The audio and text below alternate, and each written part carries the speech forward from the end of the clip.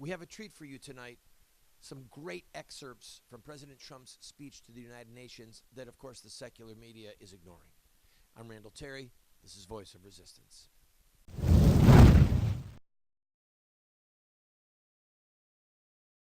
When President Trump makes news, what do we have with the cable news networks? Talking heads going on and on. They play one little clip from President Trump, and then we have to listen to them.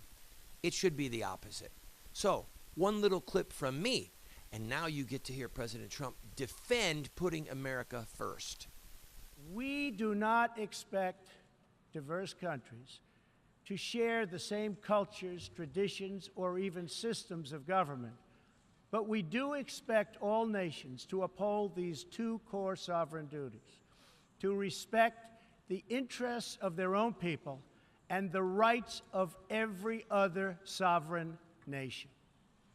This is the beautiful vision of this institution, and this is the foundation for cooperation and success. Strong sovereign nations let diverse countries with different values, different cultures, and different dreams not just coexist, but work side by side on the basis of mutual respect. Strong sovereign nations let their people take ownership of the future and control their own destiny.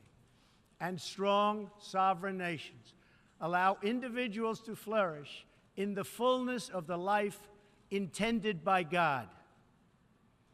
In America, we do not seek to impose our way of life on anyone, but rather to let it shine as an example for everyone to watch. This week gives our country a special reason to take pride in that example. We are celebrating the 230th anniversary of our beloved Constitution, the oldest Constitution still in use in the world today. This timeless document has been the foundation of peace, prosperity, and freedom for the Americans, and for countless millions around the globe whose own countries have found inspiration in its respect for human nature, human dignity, and the rule of law.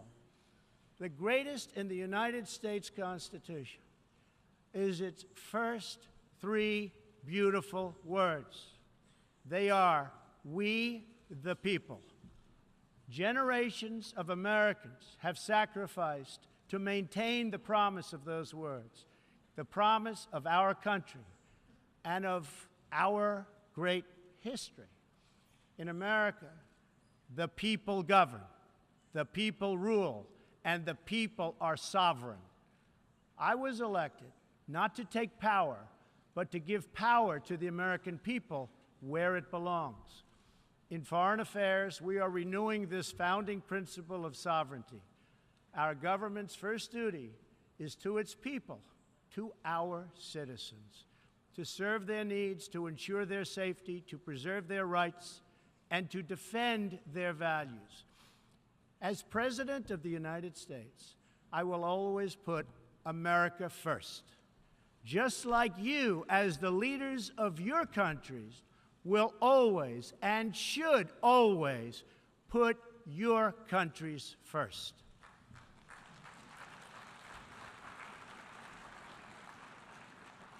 All responsible leaders have an obligation to serve their own citizens, and the nation-state remains the best vehicle for elevating the human condition.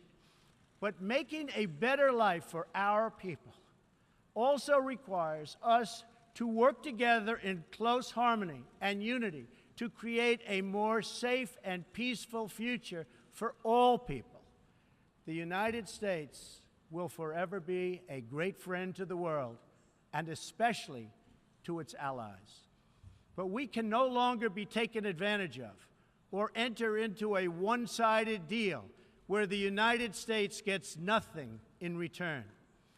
As long as I hold this office, I will defend America's interests above all else.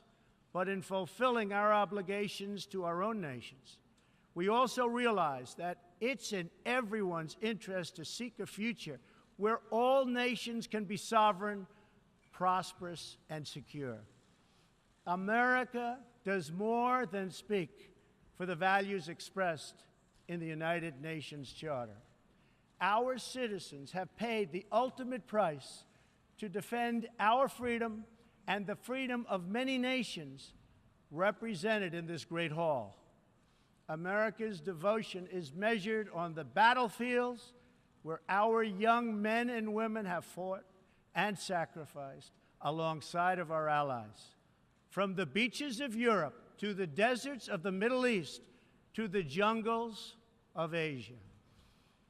It is an eternal credit to the American character that even after we and our allies emerged victorious from the bloodiest war in history, we did not seek territorial expansion or attempt to oppose and impose our way of life on others. Instead, we helped build institutions such as this one to defend the sovereignty, security, and prosperity for all. Who could argue with that? Who could argue with what President Trump said, whether they're American or foreign? I've got to take a break. More of President Trump when we return.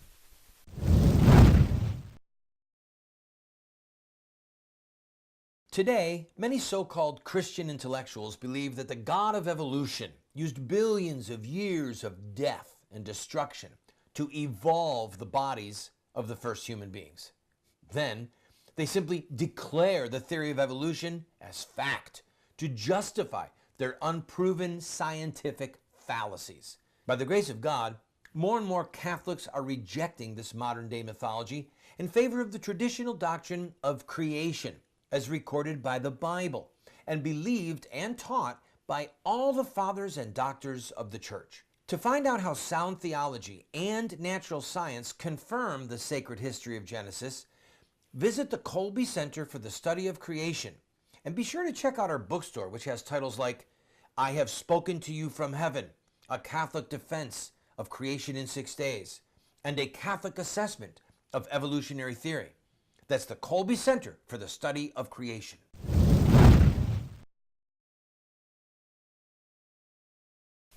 President Trump delivered what we expect of him, the truth. And he didn't mince words. Listen to what he said about North Korea in full context. We want harmony and friendship, not conflict and strife. We are guided by outcomes, not ideology. We have a policy of principled realism rooted in shared goals, interests, and values. That realism forces us to confront a question facing every leader and nation in this room. It is a question we cannot escape or avoid. We will slide down the path of complacency, numb to the challenges, threats, and even wars that we face. Or do we have enough strength and pride to confront those dangers today so that our citizens can enjoy peace and prosperity tomorrow? If we desire to lift up our citizens, if we aspire to the approval of history, then we must fulfill our sovereign duties to the people we faithfully represent. We must protect our nations, their interests, and their futures. We must reject threats to sovereignty from the Ukraine to the South China Sea. We must uphold respect for law, respect for borders, and respect for culture, and the peaceful engagement these allow. And just as the founders of this body intended, we must work together and confront together those who threaten us with chaos, turmoil, and terror. The scourge of our planet today is a small group of rogue regimes that violate every principle on which the United Nations is based. They respect neither their own citizens nor the sovereign rights of their countries. If the righteous many do not confront the wicked few, then evil will triumph. When decent people and nations become bystanders to history, the forces of destruction only gather power and strength. No one has shown more contempt for other nations and for the well-being of their own people than the depraved regime in North Korea. It is responsible for the starvation deaths of millions of North Koreans and for the imprisonment, torture, killing, and oppression of countless more. We were all witness to the regime's deadly abuse when an innocent American college student, Otto Warmbier, was returned to America only to die a few days later. We saw it in the assassination of the dictator's brother using banned nerve agents in an international airport. We know it kidnapped a sweet 13-year-old Japanese girl from a beach in her own country to enslave her as a language tutor for North Korea's spies. If this is not twisted enough, now North Korea's reckless pursuit of nuclear weapons and ballistic missiles threatens the entire world with unthinkable loss of human life.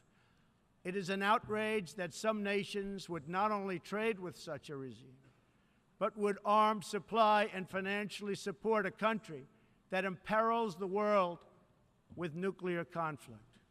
No nation on earth has an interest in seeing this band of criminals arm itself with nuclear weapons and missiles. The United States has great strength and patience, but if it is forced to defend itself or its allies, we will have no choice but to totally destroy North Korea. Rocket Man is on a suicide mission for himself and for his regime. The United States is ready, willing, and able, but hopefully this will not be necessary. That's what the United Nations is all about. That's what the United Nations is for. Let's see how they do. There was no nation in that room that did not understand that if we go to war with North Korea, we will bring down the regime and we will kill all of its leaders. So I think that China is who the president was talking to, in addition to North Korea. I'll be right back. Don't go away.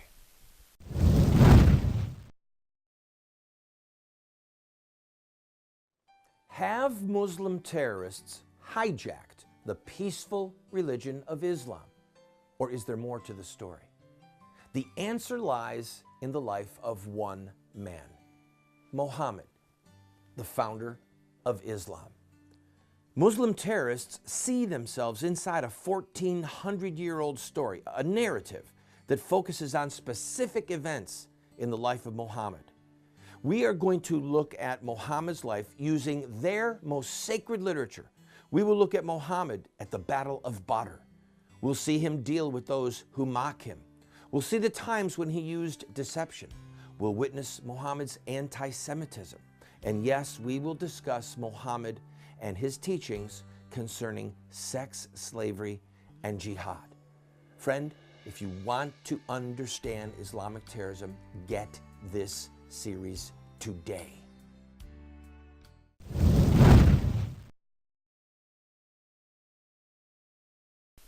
Now we're going to see President Trump go after Iran and Islamic terrorism by name. It is far past time for the nations of the world to confront another reckless regime, one that speaks openly of mass murder, vowing death to America, destruction to Israel, and ruin for many leaders and nations in this room. The Iranian government masks a corrupt dictatorship behind the false guise of a democracy. It has turned a wealthy country with a rich history and culture into an economically depleted rogue state whose chief exports are violence, bloodshed, and chaos. The longest suffering victims of Iran's leaders are, in fact, its own people. Rather than use its resources to improve Iranian lives, its oil profits go to fund Hezbollah and other terrorists that kill innocent Muslims and attack their peaceful Arab and Israeli neighbors. This wealth, which rightly belongs to Iran's people, also goes to shore up Bashar al-Assad's dictatorship, fuel Yemen's civil war, and undermine peace throughout the entire Middle East. We cannot let a murderous regime continue these destabilizing activities while building dangerous missiles, and we cannot abide by an agreement if it provides cover for the eventual construction of a nuclear program.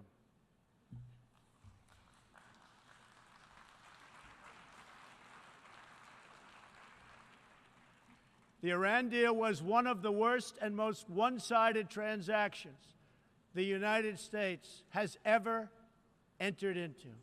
Frankly, that deal is an embarrassment to the United States, and I don't think you've heard the last of it, believe me. It is time for the entire world to join us in demanding that Iran's government end its pursuit of death and destruction. It is time for the regime to free all Americans and citizens of other nations that they have unjustly detained. And above all, Iran's government must stop supporting terrorists, begin serving its own people, and respect the sovereign rights of its neighbors. The entire world understands that the good people of Iran want change. And other than the vast military power of the United States, that Iran's people are what their leaders fear the most. This is what causes the regime to restrict internet access, tear down satellite dishes, shoot unarmed student protesters, and imprison political reformers.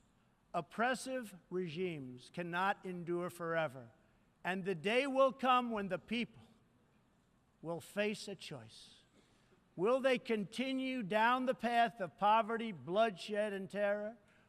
Or will the Iranian people return to the nation's proud roots as a center of civilization, culture, and wealth, where their people can be happy and prosperous once again? The Iranian regime's support for terror is in stark contrast to the recent commitments of many of its neighbors to fight terrorism and halt its financing. In Saudi Arabia early last year, I was greatly honored to address the leaders of more than 50 Arab and Muslim nations. We agreed that all responsible nations must work together to confront terrorists and the Islamic extremism that inspires them.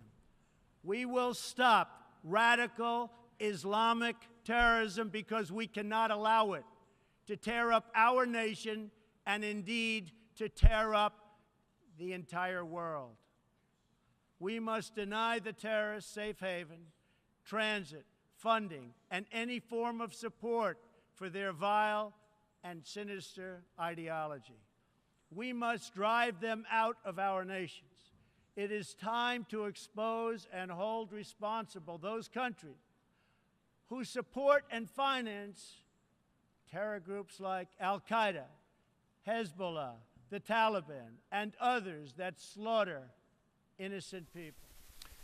Friend, I support the president. I have to tell you, though, I don't think he went far enough. And the problem is that Saudi Arabia, who he is praising in that speech, is the largest financier of terrorism in the world. It's not Iran. It's the wealthy people of Saudi Arabia. So we've got a problem with Saudi Arabia, and the president right now is skirting around it. I'll be right back with his words on socialism.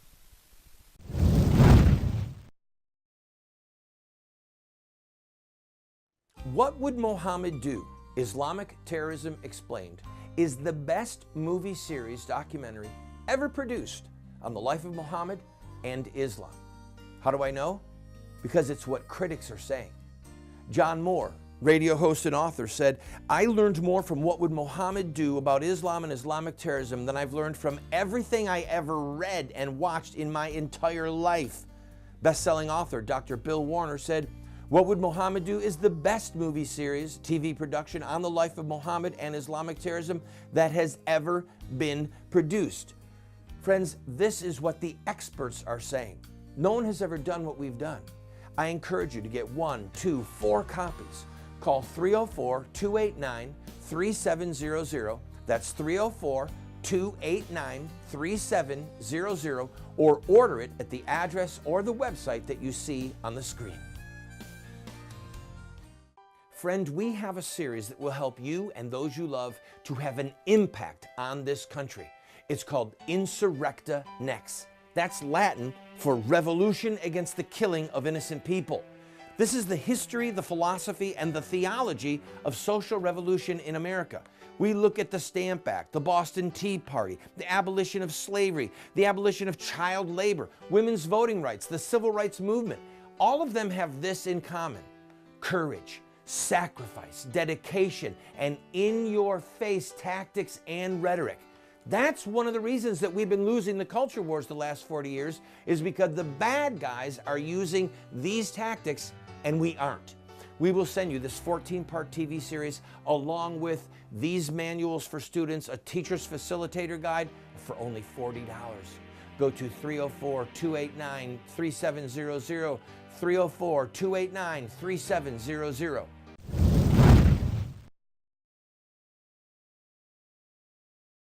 And now, some cutting words about communism and socialism. We call for the full restoration of democracy and political freedoms in Venezuela.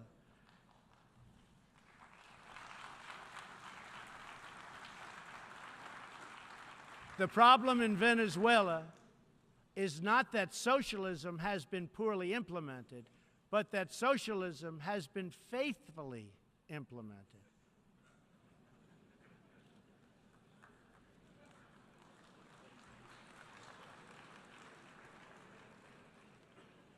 From the Soviet Union to Cuba to Venezuela, wherever true socialism or communism has been adopted, it has delivered anguish and devastation and failure. Those who preach the tenets of these discredited ideologies only contribute to the continued suffering of the people who live under these cruel systems. America stands with every person living under a brutal regime. Our respect for sovereignty is also a call for action. All people deserve a government that cares for their safety, their interests, and their well-being, including their prosperity. In America, we seek stronger ties of business and trade with all nations of goodwill. But this trade must be fair and it must be reciprocal. For too long, the American people were told that mammoth multinational trade deals, unaccountable international tribunals, and powerful global bureaucracies were the best way to promote their success. But as those promises flowed, millions of jobs vanished and thousands of factories disappeared. Others gamed the system and broke the rules. And our great middle class, once the bedrock of American prosperity, was forgotten and left behind. But they are forgotten no more, and they will never be forgotten again. The president nailed it. It's not that it was poorly implemented, socialism, it's that it is properly implemented. The system itself, socialism, communism, they are corrupt ideologies that by definition oppress people. Friend, that embraces China. He didn't address China, but China is the most oppressive communist nation on the planet right now. And it also didn't address Islam, because it's the philosophy, it's the law code of Islam that ends up oppressing people. Look at Saudi Arabia, look at Afghanistan. That's what we're dealing with. So I love the speech. I wish it would have went a little bit further, but boy, this is way better than anything Hillary Clinton would have given us. I'll be back tomorrow.